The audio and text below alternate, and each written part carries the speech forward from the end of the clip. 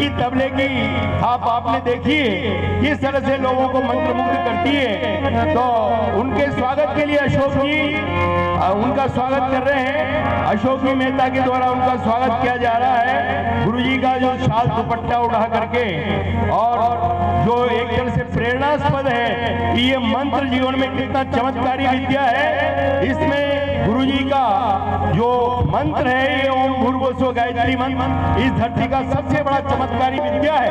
इसके बल पर आदमी इस दुनिया की वैतरणी को तो पार करता ही है, मृत्यु को भी जीत सकता है ऐसा चमत्कारी मंत्र लेकर के। और आपके हमारे बीच में ये टोली शांति कुंज से यहाँ पर पधारी है। इनके संदेश को सुने ही नहीं, अपने जीवन में उतार कर अपने आप को धन्य बनाएं, ऐसा मौका आपके हमारे बीच में है। ढेरों लोग आते हैं, कथा कहानियां कहते हैं, उनको सुन करके हम इधर से उधर निकाल देते हैं, तो ये हमारा ही दुर्भाग्य है। टोली तो ज्ञान का एक तरह से भंडार लेकर के हमारे बीच में आई है। इनका ज्यादा से ज्यादा 16 तारीख तक ये 16 को प्रस्थान कर जाएंगे। 3-4 दिन का अवसर मिला है, इसका जबरदस्त लाभ लें। आप सब भाग्यशाली हैं और पूर्व जन्म की देवात्माएं हैं, आप यहाँ पर पधारी हैं जो, तो इसका लाभ लें। और इनको सभी को नमन वंदन हमारी तरफ से भी धन्यवाद।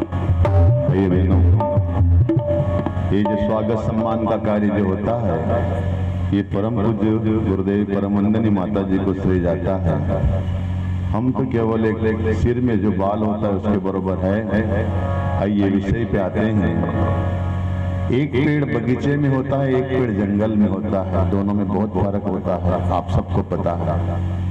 जंगल वाले पेड़ की कटाई छटाई नहीं होती है, लेकिन बगीचे वाले पेड़ की बार बार कटी छटाई होती रहती है, इसलिए उसमें फल भी खूब लगते हैं, फूल भी खूब लगते हैं, देखने में भी सुंदर लगता है।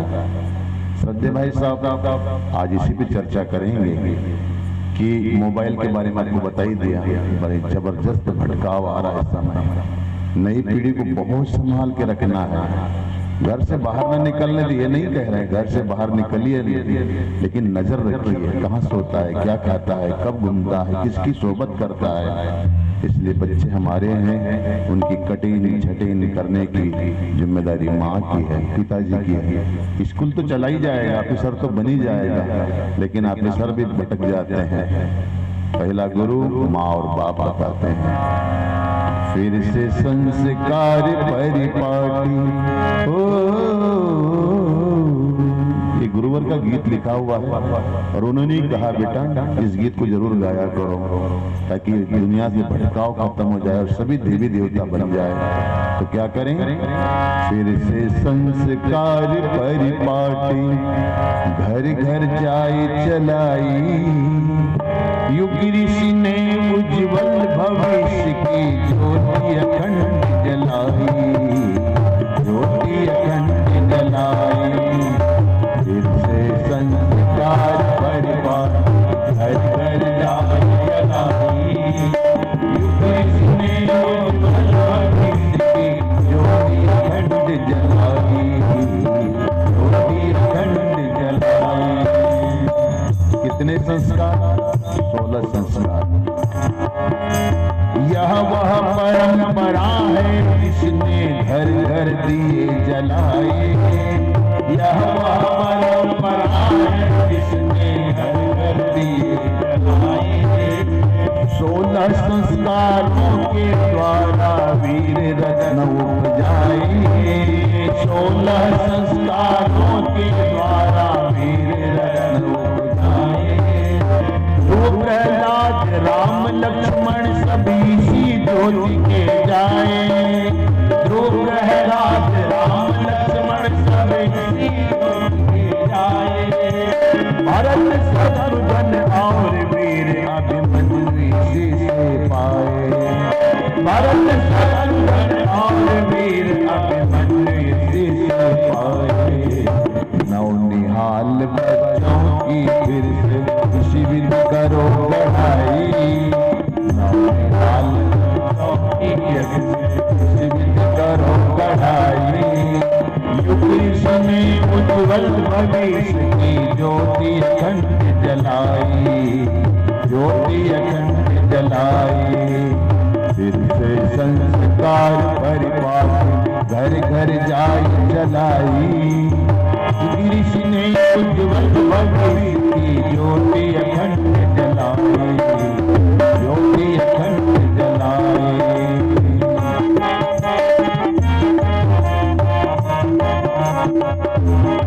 और कौन से संस्कार? मुंडन विद्यारंभ मन शासन जो है करवाते। मुंडन विद्यारंभ उनके बालक महानता के पथ पर बढ़ते जाते। उनके बालक महानता के पथ पर बढ़ते जाते। क्यों विवाह में आखिर जुड़ते कितने रिश्ते नाते। क्यों विवाह में आखिर जुड़ते कितने रिश्ते नाते। यह संस्कार भावरों तक का भेद सभी बतलाते। यह संस्कार भावरों तक का भेद सभी बतलाते। उनको समझा नहीं गलती ने नाहक मूड बसाई। उनको समझा नहीं गलती ने नाहक मूड बसाई। युग में उज्ज्वल भविष्य की ज्योति अखंड जलाई, ज्योति अखंड जलाई। फिर से संस्कार परिपाट घर घर जाय चलाई। युग में उज्ज्वल भविष्य की ज्योति अखंड जलाई, ज्योति अखंड जलाई, ज्योति अखंड जलाई, ज्योति अखंड जलाई। बोलो गायत्री माता की जय।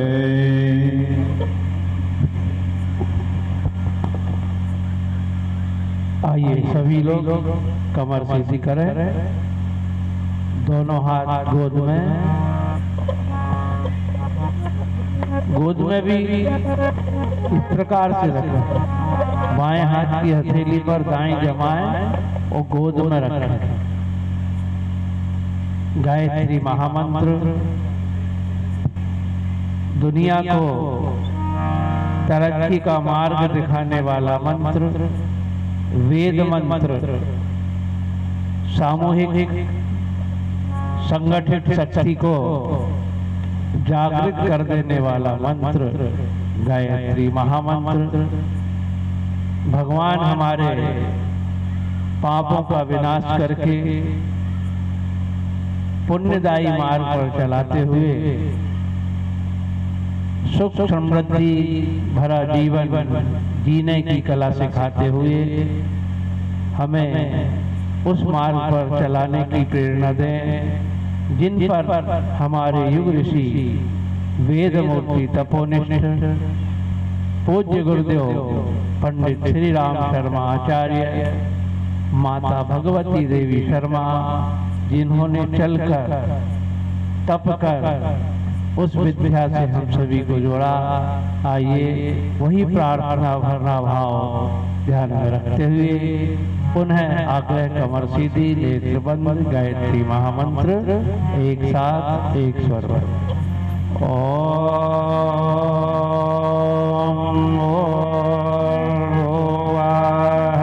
स्वाहा तत्सवितुर्वरेण्यं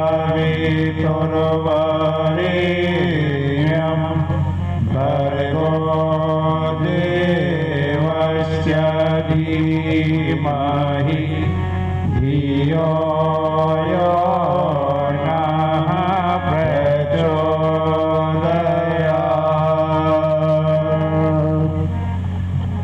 ॐ मातृवत्सलालयत्री च पितृवत् मार्गदर्शिका, नमोस्तु गुरुशक्तायै श्रद्धा प्रज्ञायुतार्चया। हरने को अज्ञान ज्ञान की ज्योति अखंड जलाई, ऊपर लाने स्वर्ग योजना युग निर्माण बनाई। ज्ञान समर्पित जिनका जीवन सारा, उन सद्गुरु श्री राम चरण में विनम्र प्रणाम। विप्रुधेनु सुर संत लीन मनुज अवतार, निज इच्छा नियमित तनु माया गुण गोपाल। बोलिए परम पूज्य गुरुदेव की जय। वंदनीय माता जी की जय। ऐसा आपको आभास हो गया है कि 5 भाई है, एक बोलेंगे तो 4 जय बोल देंगे, हमको आवश्यकता नहीं। ऐसा है ना? ऐसा है क्या? तो नहीं तो फिर जय बोलने में कंजूसी क्यों? बोले भगवान की जय। धीरे बोलो तो शुद्धता नहीं, तेज बोलने वाले का बोल वाला। गायत्री माता की जय। सभी नगरवासियों की जय। आइए, उद्देश्य तो आप सभी जान रहे हैं कि आपके यहाँ 24 कुंडीय गायत्री महायज्ञ का आयोजन किया गया है। इसके पीछे कोई ना कोई उद्देश्य को लेकर के ही अखिल विश्व गायत्री परिवार का जो केंद्र है शांति कुंज हरिद्वार में, वहां से टोलियां ऐसे नहीं निकाल दी जाती कि जाइए आप यज्ञ करा के चले जाइए। कुछ ना कुछ ऋषि संस्थाओं का उद्देश्य होता है, समय समय पर उस उद्देश्य की पूर्ति के लिए टोलियां निकाली जाती हैं। और इस बार का उद्देश्य क्या है? 3 उद्देश्य। पहला उद्देश्य है देव परिवार को जीता जागता उत्साहित खुशहाल देखने के लिए देव परिवार विस्तार योजना को हम लेकर आए। दूसरी योजना है शांति कुंज हरिद्वार के स्थापना के 50वां वर्ष चल रहा है। ये स्वर्ण जयंती वर्ष के रूप में सारे विश्व के अंदर इसे मनाया जा रहा है। और तीसरा उद्देश्य यह है कि विगत 2 वर्षों से सारी दुनिया के अंदर जो वातावरण में दुख की लहर छाई हुई है, उससे मुक्त होकर के पुनः खुशी के उत्साह के मार्ग पर चलकर हम अपने आप को पुनः जागृत जीवन अनुभव करते हुए भगवान की योजना, युग निर्माण योजना, जो ऋषियों की योजना है, जो ऋषियों की संसद हिमालय से इस योजना का साकार रूप दिया जाता है। योजना भगवान की, उस योजना के अग्रणी भागीरथ बनकर परम पूज्य गुरुदेव वंदनीय माता जी और उनकी प्रेरणाओं को आत्मसात करके आप सबके बीच में यह प्रेम वर्षा करने के लिए शांति कुंज से हम सभी 5 भाइयों की टोली आपके बीच में आई है। आइए शक्ति स्वरूपा माताओं, देवतुल्य भाइयों, आज हम यहाँ पर कोई प्रवचन नहीं कर रहे, कोई हमारा उद्बोधन नहीं, आपस में हम अपनों से अपनी बात करेंगे कि कहीं हम कुछ भूल जाते हैं तो उसको हमें पुनः याद दिलाया है कि हम ये कर रहे थे, ये नहीं करना था, और जो करना था उसको अब करें। क्या कर रहे थे, क्या करना था, क्या हो गया, इसके ऊपर प्रकाश डालेंगे। तो आज हम गायत्री महामंत्र और संस्कारों के विषय में कुछ थोड़ी सी 10-20 मिनट की चर्चा आपके बीच में करेंगे। गायत्री हम सब जानते हैं कि सदिगान की अधिष्ठात्री है, सद्भाव की माता है। और वेदों में गायत्री के वर्णन के बिना ब्रह्म विद्या को सीखना, उसे वर्ण करना यह असंभव माना जाता है। गायत्री ब्रह्म विद्या है, और जो ब्रह्म विद्या को सीख लेता है, जो ब्रह्म से जुड़ जाता है, वो ब्राह्मण कहलाता है। हमें तो बड़ी सहज रूप से ये धारा मिल गई। इतना कठिन मंत्र था, इसको कैसे जपेंगे? 90% लोग कहते थे इसको जपना नहीं चाहिए। बहनों को तो बिल्कुल भी गायत्री मंत्र बोलना नहीं चाहिए। इससे होता क्या है? अरे इससे बड़ा अनिष्ट होता है। लेकिन पूज्य गुरुदेव ने उसके अंदर के जितने भी दुष्प्रभाव होने वाले जो ऊर्जा थी, उन सब को दूर करके उसको सहज बना दिया कि हमारे बालकों को, हमारे बच्चों को किसी भी प्रकार का कोई कष्ट नहीं होना चाहिए। क्यों नहीं होना चाहिए? क्योंकि गायत्री के बिना मनुष्यता अधूरी है। गायत्री हमारे प्राणों में समाकर हमारा मार्गदर्शन करके हमारी बौद्धिक क्षमता वाले क्षेत्र को पवित्र करती है, और पवित्र बुद्धि वाला व्यक्ति ही मनुष्य, महामानव, देव मानव बनकर के इस धरती को सर्व स्वर्ग की और स्थितियों में ला करके और जनमानस के लिए एक ऋषियों का सपना साकार करते हैं, जो ऋषि सत्ताएं चाहती हैं। गायत्री महामंत्र जपने वाला कभी भी दुनिया में किसी से हार नहीं मानता।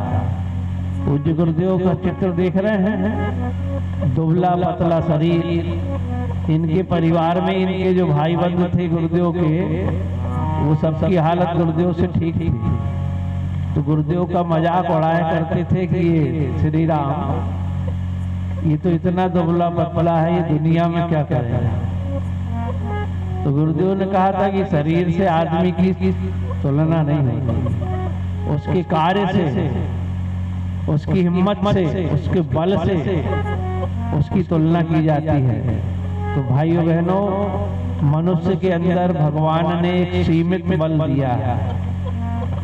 उसके आगे का कार्य अगर उसे करना है तो उसे परमात्मा शक्ति का सहारा लेना पड़ता, ऋषियों का सहारा लेना पड़ता, मनीषियों का सहारा लेकर के वो अपने आप के बल को बढ़ाता है और दुनिया के अंदर वो काम करता है जो विरले आदमी ही कर पाता है। और हमारा देश तो महामानवों का देश है। भारत भूमि उनका देश है जिस देश के अंदर गंगा बहती है, पवित्रता की प्रतीक गंगा, जिसे स्वर्ग से सीधा इस भूमि पर लाया गया भागीरथी प्रयास करके। राजा सगर के वंशज भागीरथ ने उनका तपस्या की। परम पूज्य गुरुदेव ने उस पवित्रता की प्रतीक गंगा के साथ साथ में कि आदमी अगर शरीर से पवित्र होगा और मन गंदा रहा तो उसकी पवित्रता किसी काम की नहीं थी। गुरुदेव ने भी, हम सब भी सगर जैसे राजा की संतान की भांति हम भी भगवान के, परमात्मा के राजकुमार, राजकुमारी, हम भी कहीं भटक गए थे। परम पूज्य गुरुदेव ने गायत्री के 24 महापुरुष चरण करके अपने अंदर गायत्री को वर्ण करने की वो पात्रता विकसित करने के लिए 24 वर्ष तक कठोर तपस्या करके गायत्री की उन 24 शक्तियों का जागरण करके और हम सब तक उन्हें पहुंचा दिया। क्यों? कि हम भी कोई साधारण मनुष्य नहीं है। गुरुदेव का एक वाक्य था कि अपना मूल्य समझो और विश्वास करो कि तुम संसार के सबसे महत्वपूर्ण व्यक्ति हो। हमारा व्यक्तित्व अगर ऊंचा उठ जाए तो हम दुनिया के अंदर क्या नहीं कर सकते। एक व्यक्ति जो रोड पर, सड़क पर घूमता रहा, जन सेवा के लिए उसके अंदर साहस जुटा, उत्साह आया और वो करते करते आज देश के सर्वोच्च पद पर पहुंच गया। ये क्या था? ये उसका मनोबल था, उसके अंदर का साहस था। इसको किसने जगा दिया? इसको उसने जगा दिया जो उसके अंदर सोई हुई शक्तियां थी वो जाग गई, वो खुद जाग गया।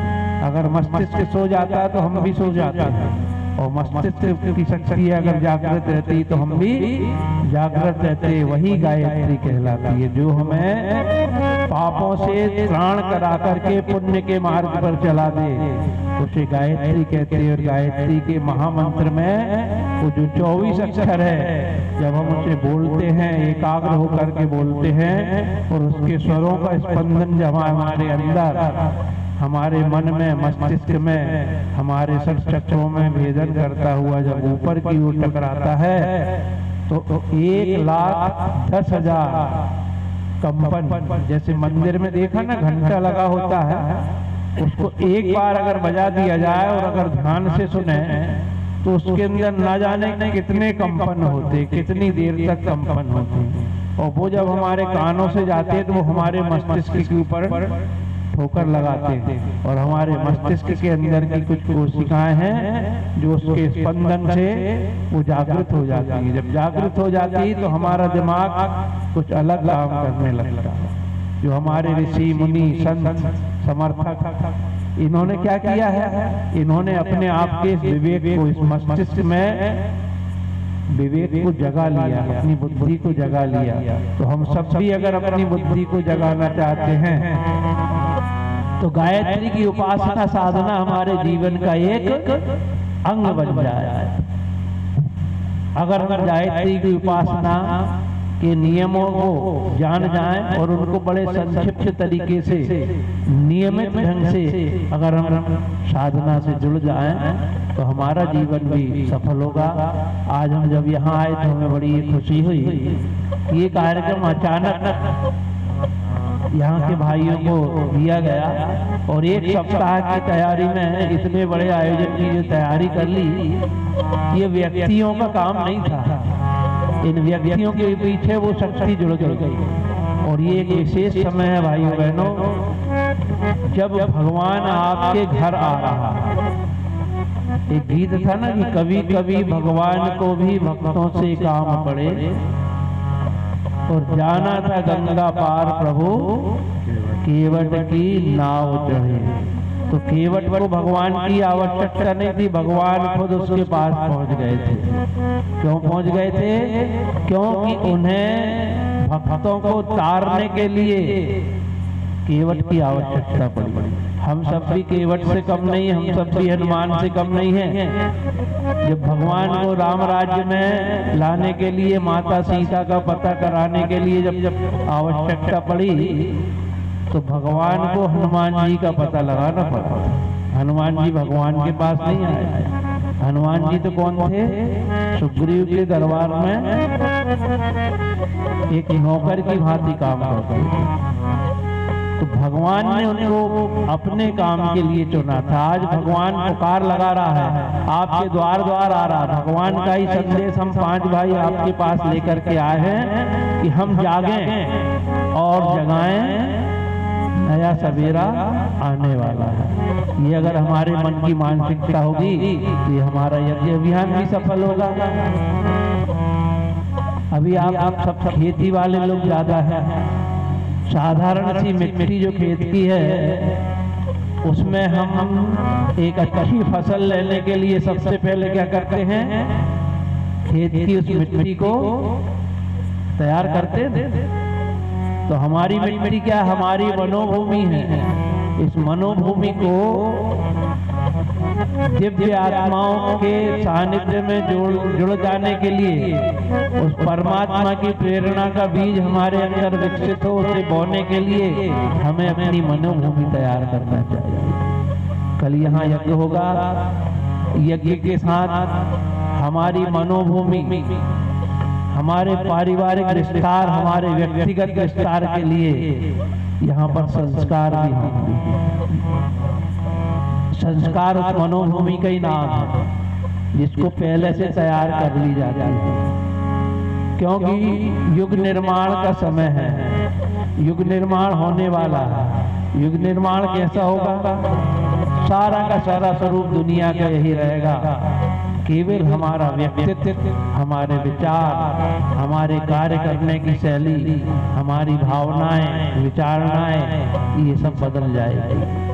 हम स्वार्थता से परमार्थता की ओर चलने के लिए प्रेरित हो जाएंगे। कौन कह रहा है? ये महाकाल कह रहा है। ये परम पूज्य गुरुदेव कह रहे हैं कि बेटा युग निर्माण तो होगा, 21वीं सदी में जब पहुंचेंगे, 21वीं सदी में रहने वाले लोगों का रहन सहन बिल्कुल बदल जाएगा।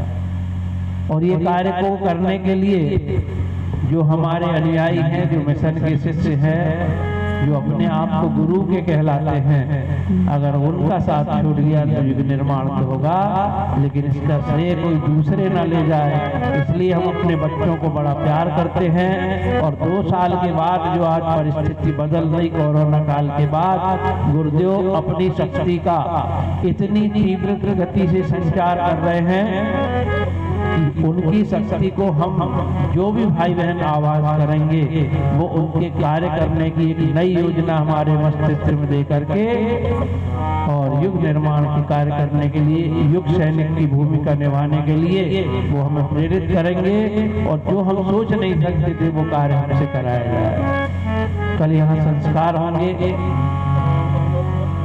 युग निर्माण होगा, 21वीं सदी होगी। जो हम पुराने लोग हैं, कोई 60 के हो गए, कोई 62 के, कोई 80, 84 और 96 साल तक के थे। अब उसको देखने के लिए या युग निर्माण की जो भूमिका बनाने के लिए नए लोगों की आवश्यकता पड़ेगी कि नहीं? घर बनाया बड़ा, 4 दुकानें हैं, लेकिन जब हमारे जीवन का एक ऐसा समय आता है कि हमें ये चिंता होने लगती है कि हमारे जाने के बाद हमारे व्यवसाय का पूरी जवाबदारी रखने वाला कोई हमें उत्तरदायी चाहिए, और वे उसके ऊपर विश्वास ढूंढते हैं जो इस उत्तरदायित्व को संभाल सके।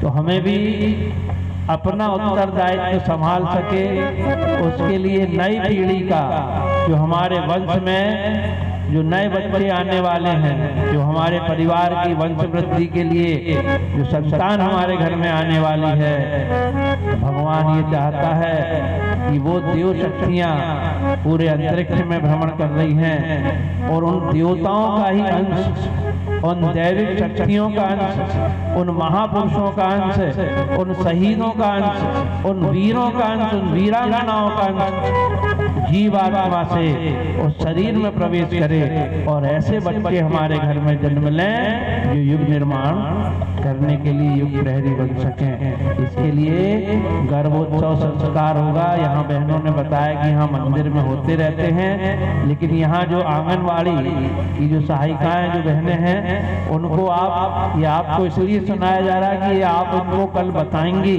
ताकि परसों यहाँ पर पुंसवन संस्कार, गर्भोत्सव जिसका नाम दिया गया है, उस संस्कार में अधिक से अधिक बहनें आए। गर्भोत्सव संस्कार होने से जो आपके गर्भ में जो पल रहा बच्चा, उस बच्चे का शारीरिक और मानसिक विकास को पूर्ण रूप से कर लेने की क्षमता का आश्वासन पूज्य गुरुदेव वंदनीय माता जी ले लेते हैं कि हम इसको देवता बनाएंगे, इसके शरीर को पुष्ट बनाएंगे, माता में जो कमी है माता की कमी भी पूरी करेंगे और बच्चे को ऐसा बनाएंगे कि वो जन्म के बाद में जब वो समझदार होगा तो वो एक युग निर्माणी बनेगा। इसके लिए गर्भोत्सव संस्कार होता है, क्योंकि ये जीवन जब मनुष्य का मिलता है और इस जीवन में जब हम आते हैं तो मनुष्य जीवन की एक गरिमा अलग होती है। खाना तो जन्म के बाद ही बच्चा सीख जाता है, कमाना कुछ उम्र होती है उसमें कमाना सीख जाता है, अपना परिवार का विस्तार करना सीख जाता है, अपने लिए जोड़ना, अपने लिए सब कुछ करना, अपनों के लिए करना, ये तो एक पशु प्रवृत्ति भी कर लेती है। पशु भी अपने बच्चों का ध्यान रखता है कि वो भूखे ना रहें, प्यासे ना रहें, उनका विकास हो। लेकिन ये जीवन इतना महान है भाइयों कि इस जीवन में, इस मनुष्य शरीर में आने के लिए देवात्माएं भी तरसती हैं। ये जीवन बड़ा महान है भाइयों। आइए इस गीत की कुछ पंक्तियों के माध्यम से हम सुने, इसके बाद आगे चलेंगे। जीवन बड़ा महान भाइयों, जीवन बड़ा महान, इस काया में ही जन्मे हैं राम कृष्ण भगवान। भगवान राम का भी 4 हाथ पैर नहीं थे, जैसे हम और आप दिख रहे हो वैसे ही धरती पे आए थे और नर रूप में नारायण की भूमिका निभा करके असंभव कार्य करके दिखाई। ये मानव का तन जो है 84 लाख योनि में भटकने के बाद मिलता है। पथ 84 लाख बदल कर राजपंथ यह पाया, पर मानव निज लक्ष्य भूलकर सपनों में मरा। कर बैठा इंसान राह के प्रलोभनों से प्यार, सारे मल विक्षेप हटाकर लो तुम इसे सिखा। हम लोग ऐसे चौराहे पे खड़े हैं, एक छलांग लगा दें तो महामानव, और कहीं फिसल गए तो, घुटना टेक दिए तो पतन का मार्ग खुला हुआ है। उसमें गिरने के लिए कोई बहुत ज्यादा प्रयास पुरुषार्थ करने की आवश्यकता नहीं। बहुत से इष्ट मित्र गुरु मिल जाते हैं, चौराहे चौराहे बैठे रहते हैं। आइए इस मंगल गीत हमारे भाई बिल्ला जी आपको सुनाएंगे। जीवन बड़ा महान भाइयों, जीवन बड़ा महान, इस काया में ही जन्मे हैं राम कृष्ण भगवान। कौन जानता हरिश्चंद्र को, कौन जानता राम, अगर न विश्वामित्र तपाकर उनसे लेते। यदि भगवान राम जंगल नहीं भटकते, अयोध्या के राजकुमार सहजता से अयोध्या के राजा बन जाते, तो शायद आज यश कीर्ति रामचरितमानस घर घर में पहुंचाने का मौका नहीं मिलता। आइए मंगल प्रेरणादायी गीत आप श्रवण करेंगे और जीवन में आत्मसात करने का सब प्रयास करेंगे। हेलो भाइयों बहनों, आज जिस विषय को हम लोग श्रवण करने के लिए जा रहे हैं वो बड़ा मूल्यवान है।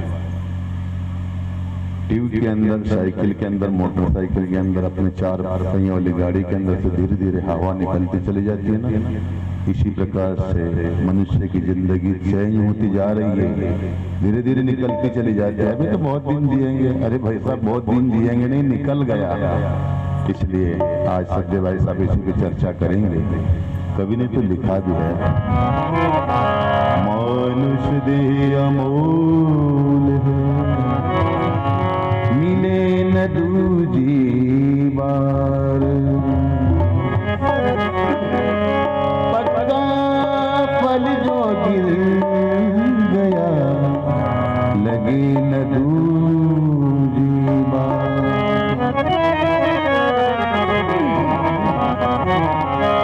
और जीवन बड़ा महान भाइयों, जीवन बड़ा महान भाइयों। बहुत सरल पंक्तियां हैं, आप गा सकते हैं। जीवन बड़ा महान, इस काया में ही जन्मे राम कृष्ण भगवान, इस काया में ही जन्मे राम कृष्ण भगवान। गाइए जीवन बड़ा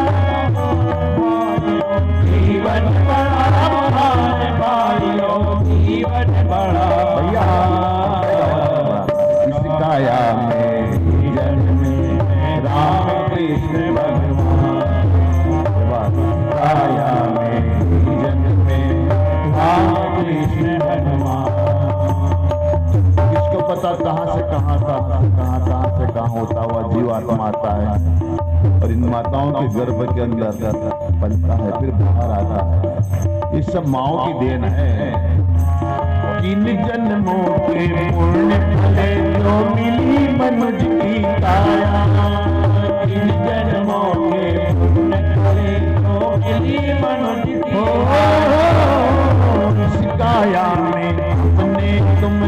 कितना वैभव आया इस काया में, कितना वैभव आया। नहीं खोज कर वीरता करता, हीरा जन्म गवाया भाई, हीरा जन्म गवाया। कम से कम आधी लाइन को तो आप जरूर बोलिएगा। नहीं खोज कर वीर का परका, हीरा जन्म गवाया भाई, हीरा जन्म गवाया। जीवन के जो हरि जागते आते कुल समाया भाई, आते कुल समाया। और आगे बहुत जबरदस्त बात लिखी है, अपनी ही कीमत की हमको, अपनी ही कीमत की हमको अभी नहीं पहचान।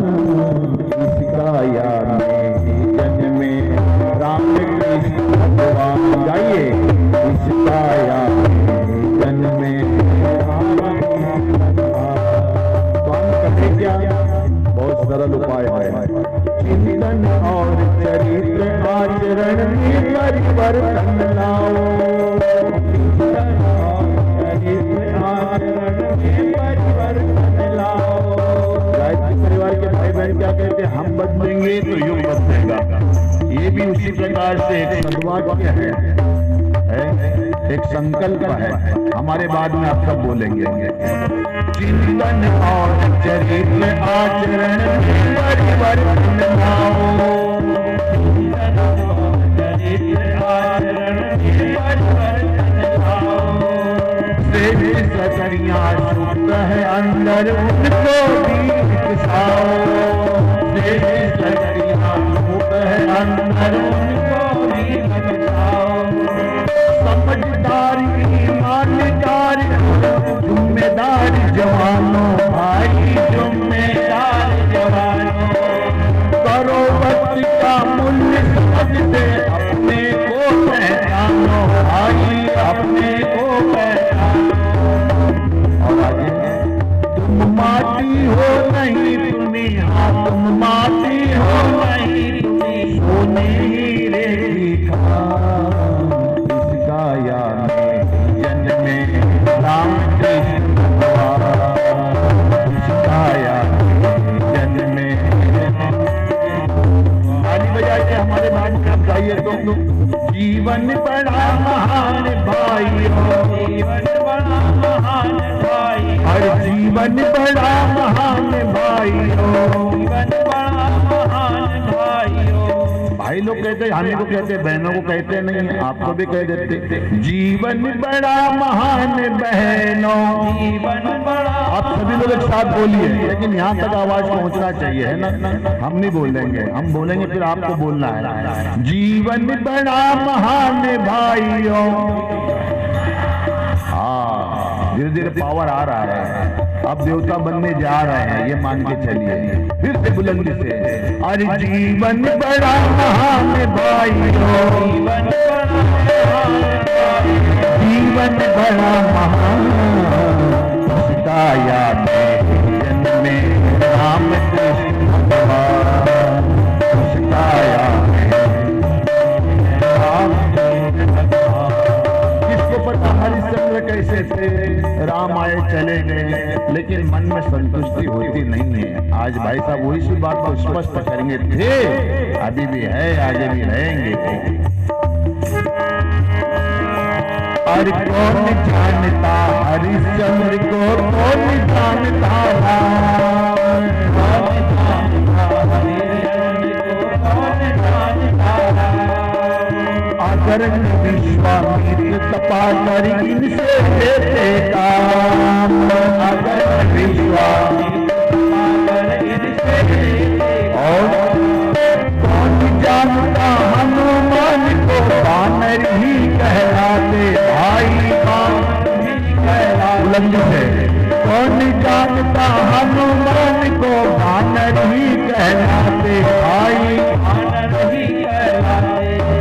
निंदा जो सम्मान नहीं, जो राम काज कर पाते भाई, राम काज कर पाते। हर सेवा धर्म साधने वाले, सेवा धर्म साधने वाले, हर सेवा धर्म साधने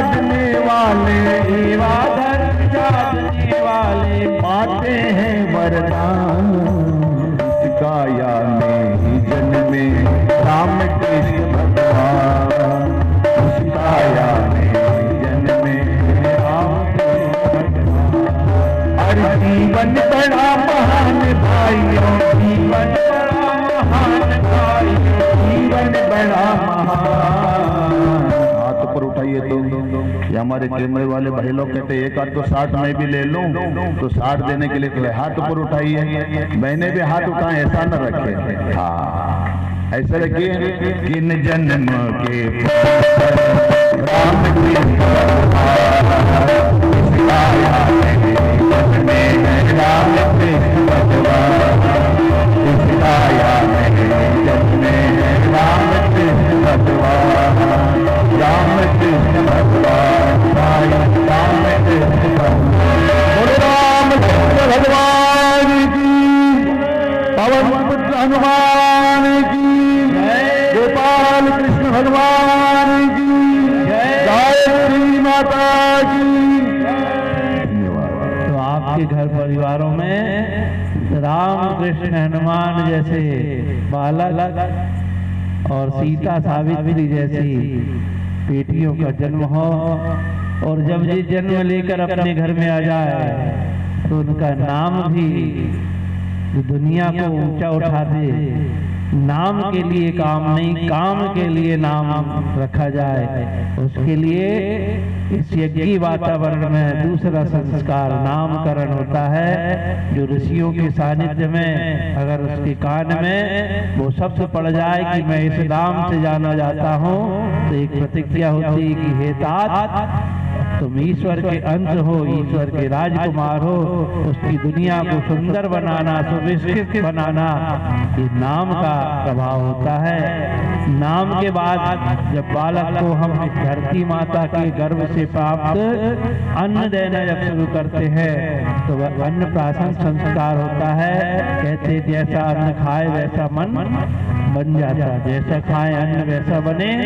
तो मन भावनाओं को विकसित करता, और जैसी भावनाएं मन में आती है वैसा ही बुद्धि का निर्माण होता है। और बुद्धि के दो मार्ग होते, एक सद्बुद्धि एक दुर्बुद्धि। तो हम सद्बुद्धि की पात्रता को अगर विकसित करना चाहते हैं तो हमारा खान पान ठीक रहे, सात्विक आहार लेने वाला बने, इसलिए उसका अन्न प्राशन संस्कार किया जाता है। पूर्व जन्म के कुछ संस्कार भी इस शरीर के ऊपरी भाग पर, ये शिखर कहलाता है, इस पर ही बालों के रूप में आते हैं जो माँ के गर्भ से ही आते हैं। इनके अंदर भी कोई कुछ संस्कार बाहरी रूप से ना जुड़े हों, बाहर के वातावरण का कोई बुरा असर इन पर ना हो गया हो, इसलिए इन बालों को निकालने के लिए मुंडन संस्कार करा करके इस मस्तिष्क के ऊपर स्वास्थ्य लिख दिया जाता है, ताकि वह हमेशा उसी दिशा में चले जो उसके लिए भगवान ने निर्धारित की। जब उसको स्कूल जाना होता है तो उसका विद्यारंभ संस्कार, एक आजकल हमारे भाई साहब कह रहे हैं जो बच्चे छोटे होते जो जाने योग्य उनका तो विद्यारंभ होता है, क्योंकि वह शिक्षा के क्षेत्र में जा रहे हैं। लेकिन जो पहले से चले गए वो उनको विद्यावरण कराई जाती है, और जो और उनसे भी बड़े हैं उनकी ज्ञान दीक्षा कराई जाती है। तो विद्या कहते ना, रामायण में चौपाई थी कि गुरु रह गए पढ़ने रघुराई, अल्पकाल विद्या सब आई। पढ़ने भगवान गए थे, विद्या उनको आ गई। पढ़ना माने अक्षर ज्ञान, व्यवहारिक शिक्षा, संसार को समझने के लिए उसकी आवश्यकता है। लेकिन शिक्षा के साथ अगर विद्या का विकास नहीं हुआ तो वह शिक्षा परिष्कृत नहीं हो पाती। वह शिक्षा एक ऐसा ज्ञान बन जाता है कि जिससे हम कुछ भी कर सकते हैं, अच्छा भी कर सकते हैं, बुरा भी कर सकते हैं।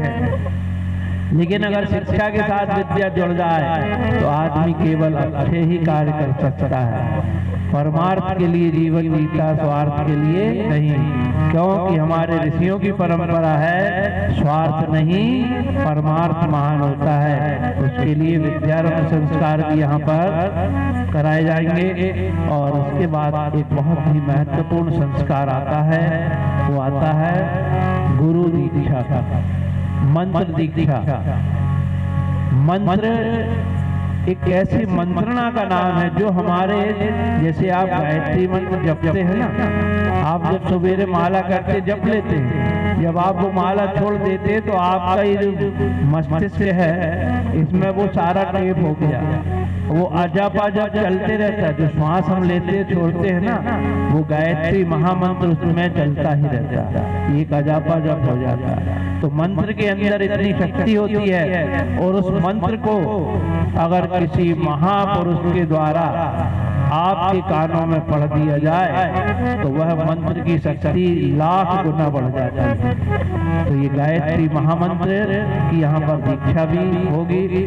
जो लोगों ने अभी तक दीक्षा नहीं ली है, या ये सवाल आता है कि भाई साहब हमने तो बचपन में हमारे गुरुजी बना लिए थे, फिर विवाह हुआ तो एक और बना लिए, अब हम तीसरे गुरु कैसे बना लें? तो जब आप स्कूल गए थे तो पढ़ाने वाले गुरु अलग थे, जन्म हुआ तो माता आपकी एक गुरु थी, एक ने शिक्षा दी, लेकिन विद्या सिखाने वाले गुरु परम पूज्य गुरुदेव है। वो कौन सी विद्या सिखाते हैं? जीवन विद्या को सिखाने के लिए वो गायत्री महामंत्र देते हैं। एक व्यक्ति एक संत के पास गया, कुल मेरा आधा जीवन निकल गया, मैंने अभी तक गुरु दीक्षा नहीं ली है। तो गुरु संत ने कहा कि बेटा कल सुबह आकर के नहा धो करके आ जाना, मैं तुमको दीक्षा दे देगा। वो आया, गुरुजी ऐसे मंत्र की दीक्षा देना जिसमें मैं दुनिया को हिला सकूं। बोले हाँ बेटा ऐसी दीक्षा देंगे। आया, उसको गायत्री महामंत्र की संत ने दीक्षा दे दी और कहा कि ये आज से तुम्हारा गुरु मंत्र है, इसको पढ़ना, बोलना, जपना, व्यवहार में रखना, ये तुम्हारे बहुत काम आएगा। बहुत महान मंत्र है। जब वो दीक्षा लेकर के बड़ा खुशी खुशी आगे बढ़ा तो देखा कि कुछ ऐसे लोग खड़े हैं और वो गायत्री महामंत्र जोर जोर से बोल रहे हैं। उसके मन में आया कि इन संत ने हमको जो मंत्र दिया, और बोले ये किसी को बताना नहीं, ये बड़ा रहस्यमयी मंत्र है, ये बड़ा महान मंत्र है। और ये तो ये देखिए यहाँ ये साधारण लोग चौराहे में भी गायत्री महामंत्र बोल रहे हैं। कुछ और आगे बढ़ा तो छोटे छोटे बच्चे भी गायत्री महामंत्र गा रहे थे। और आगे बढ़ा तो पुस्तकालय दुकान में देखा तो वहां जगह जगह गायत्री महामंत्र लिखा। जब गांव में प्रवेश किया तो देखा वहां दीवारों में भी गायत्री महामंत्र लिखा। और आगे चला तो यज्ञ चल रहा था, वहां भी गायत्री महामंत्र की आहुति। उसको क्रोध आ गया, उसके मन में ये बात आ गई कि गुरुजी ने कहा था कि मैं तुम्हें दुनिया का सबसे बड़ा मंत्र दूंगा और ये गुप्त रखना, किसी को बताना नहीं। ये तो दुनिया में गली गली लोग बोल रहे हैं। वो बड़ा क्रोधित रहा, उसको रात्रि में नींद नहीं आई। दूसरे दिन वह संत के पास पहुंचा, कहा महात्मा जी आपने कौन सा मंत्र दिया है? तो बड़ा साधारण सा मंत्र। उन संत ने उसको एक छोटा सा एक पत्थर दिया, हीरा। कहा बेटा इसको तू सबसे पहले जो सब्जी बेचने वाला उसके पास ले जाना, उससे पूछना इसकी क्या कीमत है। इसके बाद पंसारी के पास जाना, फिर कबाड़ी के पास जाना, फिर सोनार के पास जाना, आखिरी में जहाँ तेरा मन हो वहाँ जाना। गया, एक सब्जी वाले से कहा भैया ये मेरे गुरुजी ने दिया, इसकी क्या कीमत दे सकते हो? उसने देखा, बोले भैया ये तो कांच की गोटी है, बच्चे खेलेंगे, 1 रुपया ले ले। फिर आगे बड़ा संतुष्ट नहीं हुआ, आगे गया तो एक किराना दुकान पे गया, उसने भी देखा। बोले ठीक है भाई ये भगवान के सामने मेरे रख दूंगा, इसका तू 100 रुपये मेरे से ले ले। फिर भी संतुष्ट नहीं हुआ। फिर जब वो आगे गया तो एक कबाड़ी की दुकान पे गया, वहां देखा। कबाड़ी ने कहा भैया ये तो हमारे कोई काम का नहीं है, लेकिन इसकी चमक बहुत अच्छी सुंदर लग रही है, इसलिए 500 रुपया ले जाए। उसके बाद जब वो सोनार के पास गया तो सोनार ने कहा भैया ये तो बड़ी अमूल्य सा कोई पुराना पत्थर, इसकी कीमत तो हम क्या दे सकते हैं? इसको हम अगर सलाह दें तो आप किसी जौहरी के पास जाइए। और उस जौहरी के पास जब वो हीरा लेकर के गया, उस जौहरी ने कहा भाई साहब इसकी कीमत आप बताइए मुझे क्या है। इसकी कीमत मैं अपने मुंह से बखान नहीं सकता। ये अमूल्य है, कि हमारा मानव जीवन भी अमूल्य है, और इस जीवन के साथ अगर वह अमूल्य मंत्र गायत्री महामंत्र जुड़ जाएगा तो हम ये सोच लीजिए कि हमारा मार्गदर्शन उसी दिन से युग ऋषि वेद व्यास परम पूज्य गुरुदेव और वंदनीय माता जी करने लगेंगे। ये संस्कार आपके परसों सभी संस्कार होंगे। तो संस्कारों के विषय में आपने जो सुना सभी को बताएं, प्रेरित करें, और यहाँ पर यज्ञ के साथ में संस्कारों भी होंगे। इसका भी आप सबको लाभ मिले, क्योंकि हम यहाँ आपके यहाँ 4 दिन रहेंगे। 4 दिन में हम ये संतुष्ट होकर के जाए कि हमने यहाँ पर अपने गुरु भाइयों की, बहनों की, बच्चों की संस्कार दे करके जो सेवा की है उससे हमें ये संतुष्टि मिलेगी और हम खुशी खुशी आगे की ओर जाएंगे। इसी बात के साथ हम अपनी वाणी को विराम देते हैं। ओम शांति। भाई बहनों, अब भाई साहब का संदेशा श्रवण करेंगे। उससे पहले यहाँ से प्रेरणापद गीत श्रवण करेंगे। गीत के भाव भी यही है। पहले हमारी माताएं क्या करती थी, गांव में चूल्हा होता था, अब तो चूल्हा ही नहीं है ना, तो क्या करते थे, रोटी बनी कि थोड़ा बच्चे कब आ जाएंगे तो खट से 3-4 टुकड़े निकाल करके और थोड़ा सा गुड़ और घी और डाल करके फट से आग में डाल देते थे। कितनी बढ़िया खुशबू आती थी। तब बच्चे उस प्रकार से राम, भरत, शत्रुघ्न और लवकुश जैसे पैदा होते हैं। अब हमारी कमी है, उसको सुधारेंगे। इसी के ऊपर में चर्चा होगी कि इस नई पीढ़ी को हम कैसे लाइन पर लाएं, कैसे देवता बनाएं। यज्ञ जीवन जिए वह शक्ति हमको दे प्रभु, लोक मंगल साधना की भक्ति हमको दे प्रभु। शुद्ध हो तन मन हमारा, लोक हित आहुति बने। आहुति किसको कहते हैं? सेवा को। समर्पित जीवन जिए, अनुरक्ति हमको दे प्रभु, अनुरक्ति हमको दे प्रभु। करोड़ों लोग अमृतसर जाते हैं। अमृतसर में सभी लोग जमने के लिए जाते हैं। आप जूते चप्पल निकाल दीजिए, फिर वापसी आइए तो आपके जूते पॉलिश किए रहेंगे। क्यों? सेवा किनसे सीखे? सरदारों से। सेवा सीखे किनसे? गायत्री परिवार के भाई बहनों से। कल यज्ञ होने जा रहा है। हमारी 2-3 बहनों को भाई साहब ने केवल संकेत किया, 24 थाली तैयार हो गई। इसको कहते हैं, वो आहुति देंगे कि नहीं देंगे, उनकी आहुति पड़ गई। सेवा को ही यज्ञ कहते हैं, सेवा को ही साधना करते हैं। हर मुख से निकले गायत्री माँ। बहुत सरल पंक्तियां, सब लोग गाएंगे मस्त होकर के। हर मुख से निकले गायत्री माँ, घर घर यज्ञ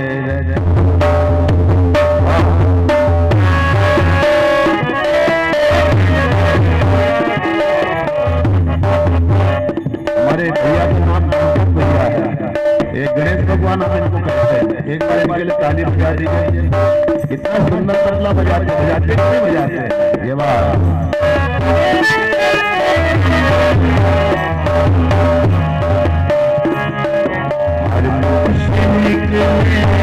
गायत्री माँ,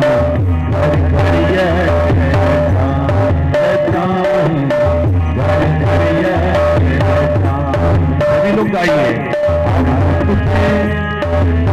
गायत्री माँ,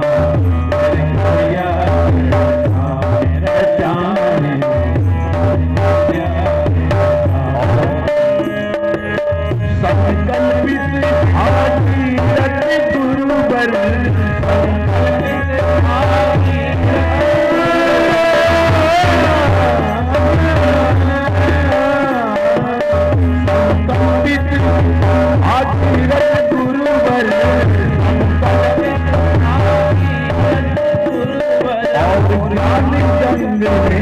आए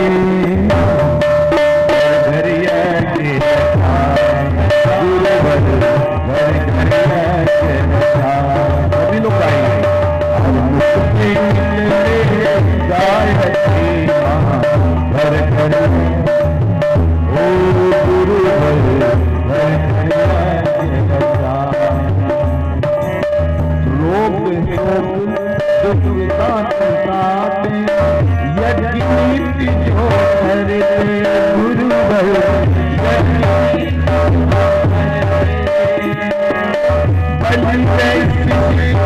परिवारों में भाव है भरते भाव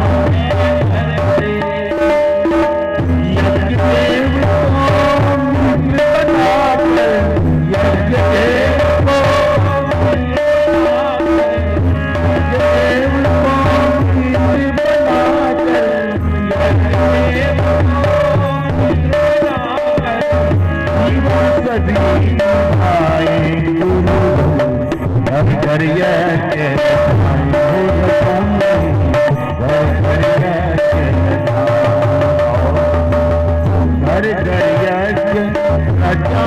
हम सब बच्चे न कोई हो ना हो सोना बच्चे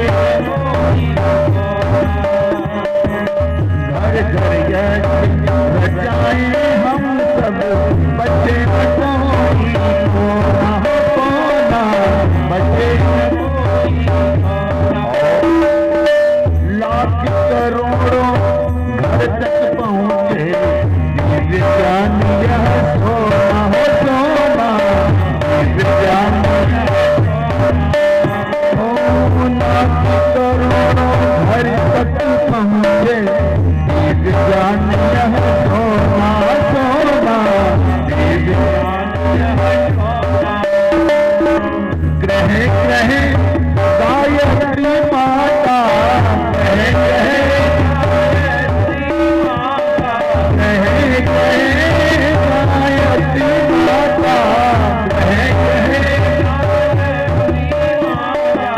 यज्ञ पुरुष पहुँचाए गुरुवर हर घर यज्ञ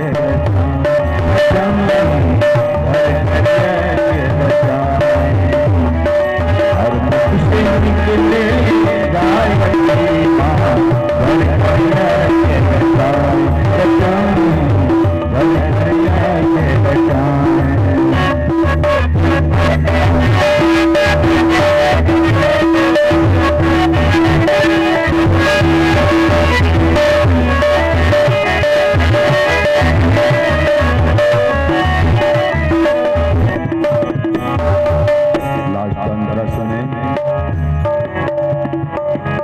सकर सुतों के हित भागीरथ ले आए माँ गंगा गंगा ले आए माँ गंगा।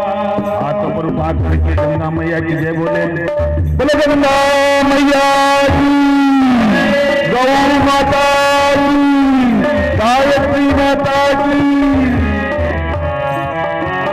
सकर सुतों के हित भागीरथ ले आए माँ गंगा गंगा ले आए माँ रोग शोक से मुक्ति दिलाती बेही तारण तरंगे तरंगे बेही तारण रोग शोक से मुक्ति दिलाती बेही तारण तरंगे तरंगे गायत्री के पुण्य पर्व पर गायत्री के गायत्री के पुण्य पर्व पर उनको तेरे लगाए गुरुवर हर घर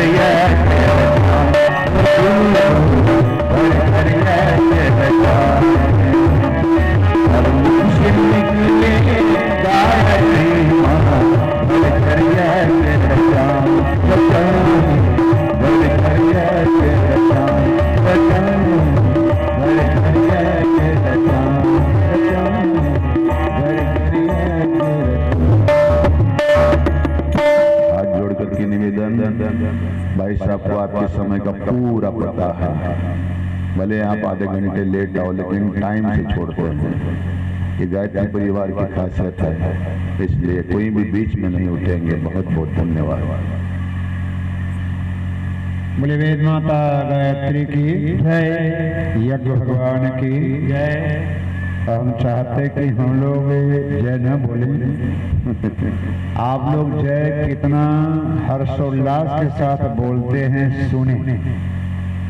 बोले वेद माता गायत्री की, यज्ञ भगवान की जय, वेद भगवान की जय हो, सत्य सनातन धर्म की जय हो। महिला मंडल 21 नहीं 25 पढ़ रही। आप लोग लगभग संख्या में तो बराबरी के लग रहे हैं, 19-20 का अंतर है, लेकिन आवाज में माताएं बहनें 19-20 नहीं 25 पढ़ रही। इसलिए भाई लोग अपना स्टेटस बनाए रखिए, जमाना तो बदल रहा है, शक्ति है वो, आपके अंदर ही पुराना संस्कार है, उसको सीधे सरेंडर मत बोल जाइए, कुछ तो टक्कर दीजिए। बोले शंकर भगवान की जय, वृंदावन बिहारी लाल की जय, सियावर रामचंद्र भगवान की जय, पवन सुत हनुमान की जय। 8 बज के लगभग 57-58 मिनट होने वाला है। कितने बजे छोड़ दें बताइए, कितने बजे छोड़ें? 9 बजे या 9:15 बजे? 9 बजे कि 9:15 बजे? 9:15 बजे? 9:30 कह रहे भाई साहब। नहीं, 9:15 के पक्ष में कितने हाथ उठाइए? जो 9:15 बजे के पक्ष में हैं हाथ नीचे, और 9:30 बजे के पक्ष में कितने हैं? वाह, सारे उठा रहे हैं। मतलब आप लोग, लेकिन हमें ठग दिए थे दिन में। दिन में बाल रूप को ठग दिए थे आप, तो ये बाल गोपाल अब ठगाने वाले नहीं हैं, क्योंकि ठगों के ठग जो महाठग है ना, झूठ को भी सच और सच को भी झूठ साबित करने वाले कौन? वृंदावन बिहारी लाल। हम लोग कालों के काल महाकाल के बेटे हैं, इसलिए आप ठगेंगे तो घाटा आपको होगा, हम तो अपना काम करके निकल जाएंगे। ये दूसरी कक्षा चल रही है, कल परसों और नरसों का आधा दिन इतना बच रहा है आपके पास। इसका आप सब परिवार जितना लाभ ले सकते हैं ले लीजिए। अपने को तो बोलने में उतना ही समय शक्ति लगेगा, चाहे 5 हो चाहे 5000। बोलने में बहुत शक्ति नष्ट होती है, बोलने से प्राण का बल छीन होता है, जीवनी शक्ति चल। एक समय आता है जब दादाजी चाह के भी नहीं बोल पाते, बोलना चाहते हैं लेकिन प्राण शक्ति के अभाव में वो बोल नहीं पाते। नहीं, प्रभु की इच्छा से, गुरु की कृपा से हम सब आप तक आए हैं कुछ शुभ संदेश लेकर के। युग बदल रहा है, बदलना जरूर है, वो अब भी बदल जाएं जिनको आगे गुरूर है। या तो बदलेंगे और नहीं तो आगे बदल दिए जाएंगे। बदल दिए जाएंगे। कौन बदलेगा? पुलिस के डंडा का ज्यादा प्रभाव नहीं पड़ता है, कोर्ट कचहरी थाना और अदालत से के डर से डरते नहीं हैं लोग। नहीं, भगवान का जब डंडा चलता है ना, महाकाल का जब चक्र चलता है, तो एक छोटा सा कोरोना दिखाई पड़ा आपको? कोरोना कैसा है, कितना बड़ा है? कोरोना वायरस कितना बड़ा है भाई? राक्षस है, रावण जैसा है कि कुंभकर्ण जैसा है कि दुर्योधन जैसा है कि दुशासन जैसा है? पता चला भाई जी कोरोना कैसा है? और कितने वैरायटी का है। और ये 2 पैर का इंसान इतना अहंकार में डूबा हुआ था कि मैं तो ब्रह्मा को ही चुनौती दे सकता हूँ। अणुबम, परमाणु बम, हाइड्रोजन बम, न मानो क्या क्या बना के बैठा हुआ है।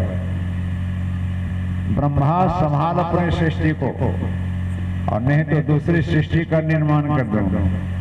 मंगल ग्रह पे घर बसाने में लगा हुआ है, ऊपर मकान, दुकान, वहां भी यदि इसको चले तो न मानो क्या क्या कर सकता है। लेकिन ये 2 साल में आप देखे होंगे एक छोटा सा वायरस पैर में बेड़ी और हाथ में हथकड़ी बांध करके मुंह में मुखौटा लगा करके घर में कैद कर दिया था। वो पॉकेट में रखते थे ना, एक मोनी बाबा जैसा मुंह में लगा, जानवर को लगाया करते थे हम लोग किसान के बेटे हैं। जानवर फसल न खा जाए तो उसके माँ में मुंह में जाली लगा दो। एक छोटा सा वायरस इतना सामर्थ्यशाली प्राणी मनुष्य को असहाय बना दिया। हमारे आपकी आंखों के सामने न मानो कितने हमारे स्नेही स्वजन अपने असमय हमको छोड़ के चले गए। सब कुछ होते हुए भी हम कुछ नहीं कर पाए। जो श्वास लेने के लिए भगवान इतनी बड़ी व्यवस्था बना दिए हैं, रोज सवेरे आते हैं, वो दरवाजा खटखटाते हैं, अब बोलते हैं कुछ, हम लोग सुन नहीं पाते हैं, खर्राटा मार के सोते हैं। सूर्योदय कितने बजे होता है यहाँ का सूर्योदय कितने बजे होता है बताइए? कितने बजे? 6:30। बॉम्बे का सूर्योदय कितने बजे होता है? बॉम्बे में कलयुगी देवी देवता चक्कर लगाते रहते थे, उसका सूर्योदय कितने बजे होता है? कोई ठिकाना ही नहीं है। एक अक्षय कुमार नाम का नौजवान है, लोग उदाहरण देते हैं कि सवेरे जग जाता है। लोगों को आश्चर्य होता है। हम कभी सुने थे न्यूज में, उसको सवेरे उठने का आदत है, माता पिता दे दिए संस्कार, सवेरे उठता है। और हमारी संस्कृति का तो यही गुण है, सवेरे उठ के ही दादा दादी रजाई ओढ़ के बैठे हुए हैं, लाइट नहीं है, अंधेरे में है, किसी तरह से टॉर्च जला के गौ माता को चारा भोजन दे दिए हैं, दूध निकालने की तैयारी हो रही है। और क्या गाते थे गीत याद है? उठ जाग मुसाफिरे, सुनाइए तो। उठ जाग मुसाफिरे भोरे भयो, अब रैन कहाँ तो सोवत है। आप लोग साथ देंगे तो गाइए। ये नया गीत शांति कुंज का बना हुआ नहीं है, ये तो पूरे भारत के घर घर का गीत है। प्रातःकाली प्रातः उठ करके बिना माइक के, बिना लाइट के, रजाई ओढ़ के ही दादा गाया करते थे। जोर से बोलिए। उठ जाग मुसाफिरे भोरे भयो, अब रैन कहाँ जो सोवत है। जो सोवत है सो खोवत है, जो जागत है सो पावत है। जो सोवत है सो खोवत है, जो जागत है सो पावत है। नया गीत तो नहीं सुना है, पुराना गीत है। जगे हैं हम लोग, जागें और जगाएं, अब तो सोना है नादानी। जाग जाइए। एक कोरोना बहुत कुछ सिखाने के लिए आया है। सुख में दुख में सुमिरन सब करे, और आगे सुख में करे न, जो सुख में सुमिरन करे। ये कोरोना वही सिखाने आया है कि हम लोग मोहान में पड़े थे। हम लोग क्या थे? मोहान में पड़े थे, अहंकार में चोर थे। अपने मद में फूला मानव भूल गया भगवान को,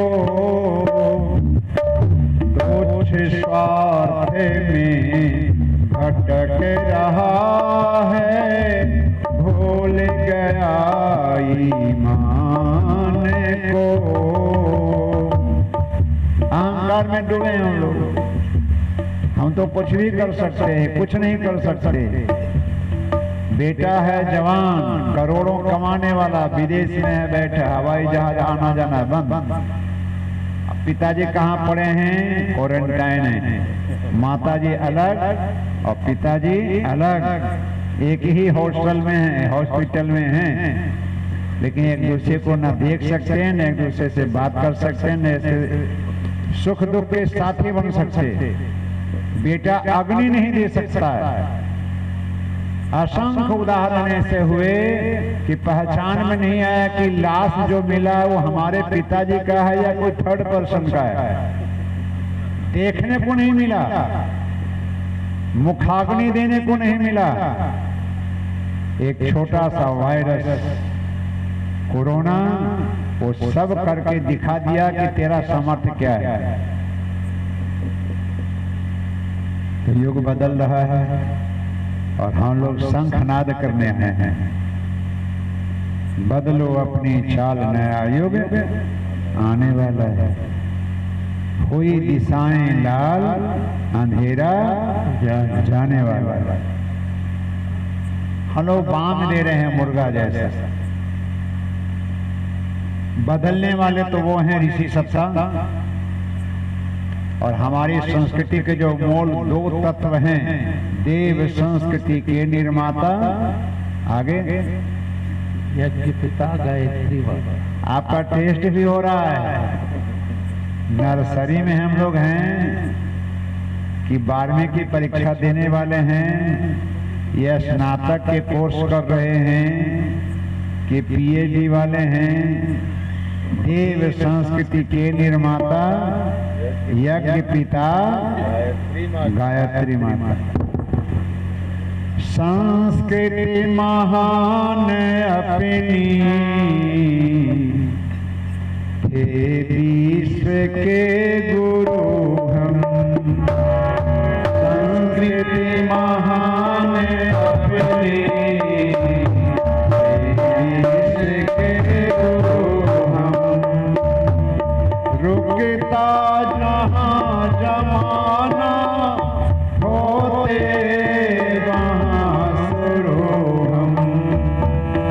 रुकता जहाँ जमाना होते वहाँ शुरू हम। अपने लिए न केवल जग के लिए जग के लिए हमने दधीचि बनकर निज प्राण तक दिए, निज प्राण तक दिए। हमारी संस्कृति सर्वश्रेष्ठ संस्कृति है, और हमारी संस्कृति के माता पिता कौन हैं? बोल चुके हैं, आप सब पूछ रहे हैं, हम बोल चुके हैं, आप भी बोले।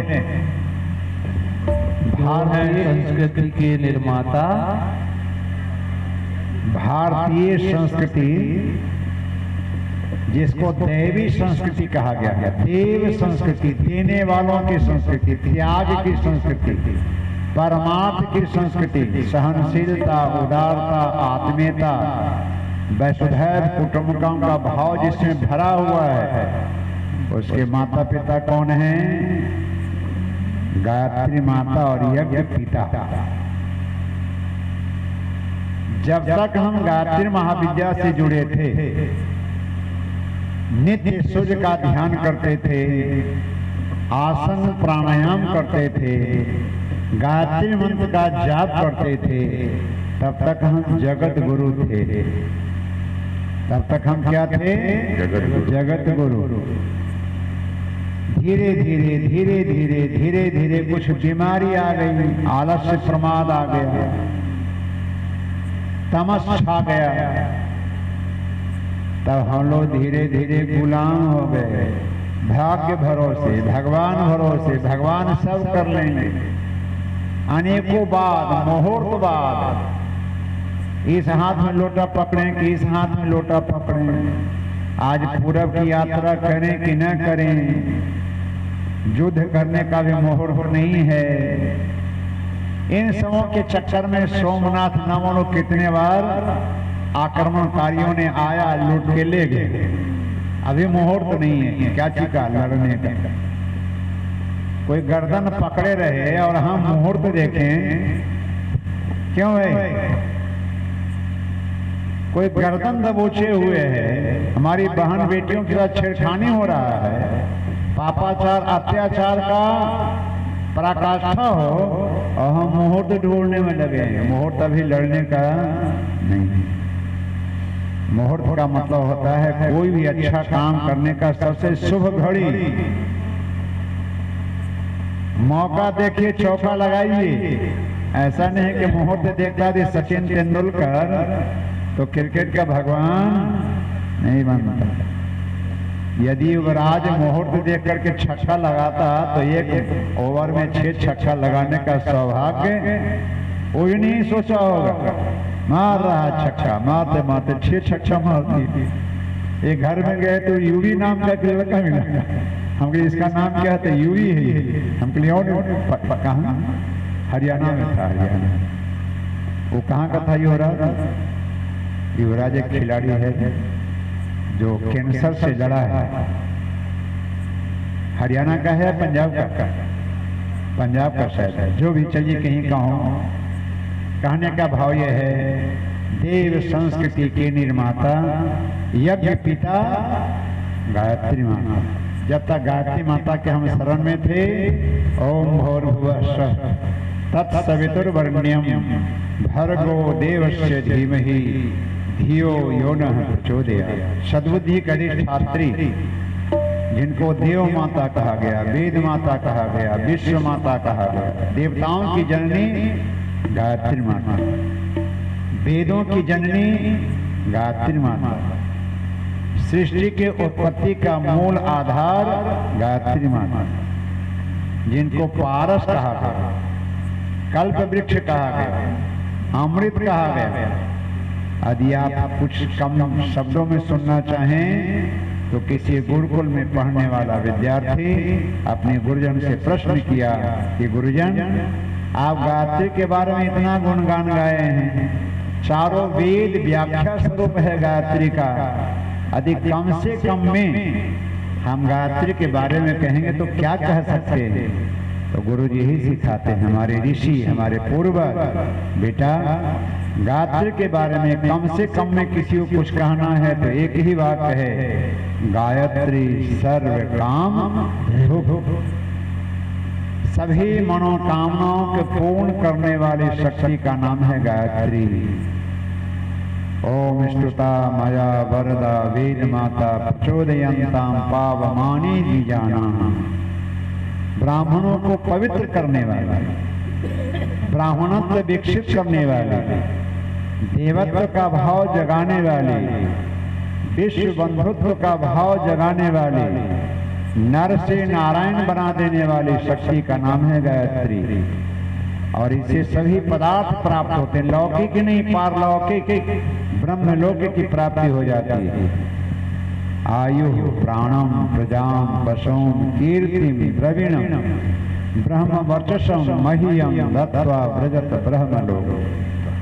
ब्रह्मलोक की प्राप्ति हो जाती, जीवन मुक्त हो जाता है। काली के परम भक्त अवतारी सत्ता, गुरुदेव का दूसरा जन्म,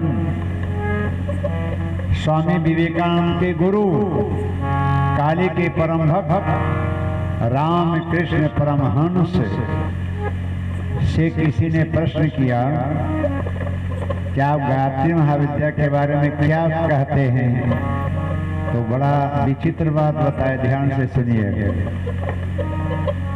कहते हैं गायत्री बिना मुक्ति नहीं मिलती है, और गायत्री छोड़ करके हम किसी की साधना करते हैं तो इसका मतलब क्या है, सो सुनिए।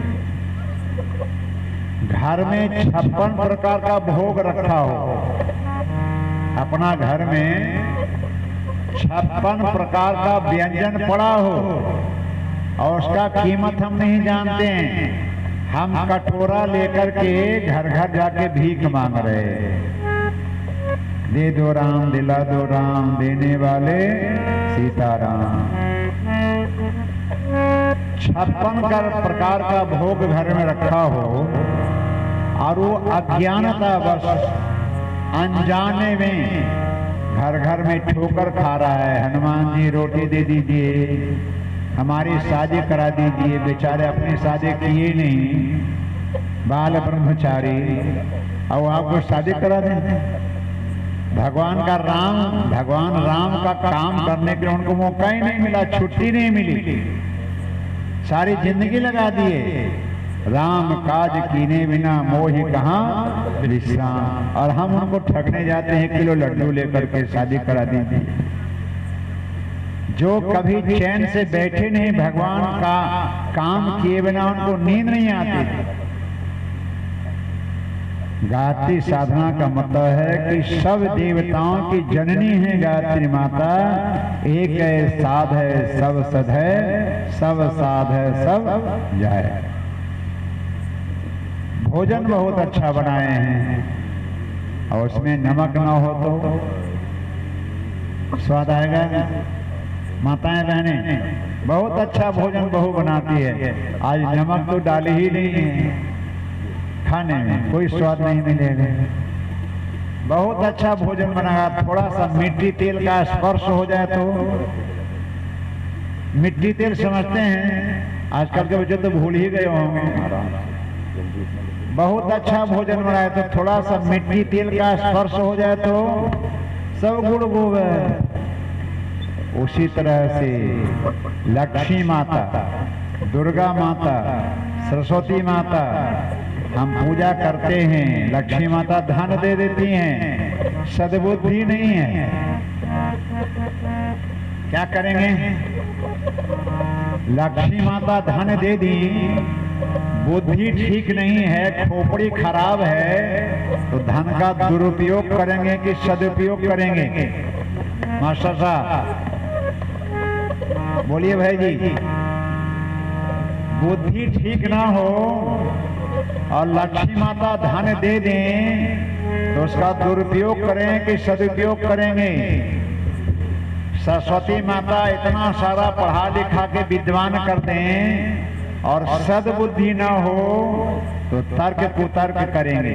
भगवान कहाँ पैदा हुए थे? राम तो ऐसी कपोल कल्पना है, ये तो ऐसी कथा कहानी सुनाते रहते हैं पंडित लोग। राम का कोई अस्तित्व ही नहीं है। मर्यादा पुरुषोत्तम भगवान राम, जिनका गुणगाथा देश दुनिया में गाया जा रहा है हजारों हजार वर्ष से। राम के बिना हमारा जीवन का, हमारी संस्कृति का कोई मूल्य है नहीं, कोई अस्तित्व नहीं है। पता नहीं किस कमरे में पैदा हुए होंगे, ये थोड़े स्थान उनका जन्म स्थान है।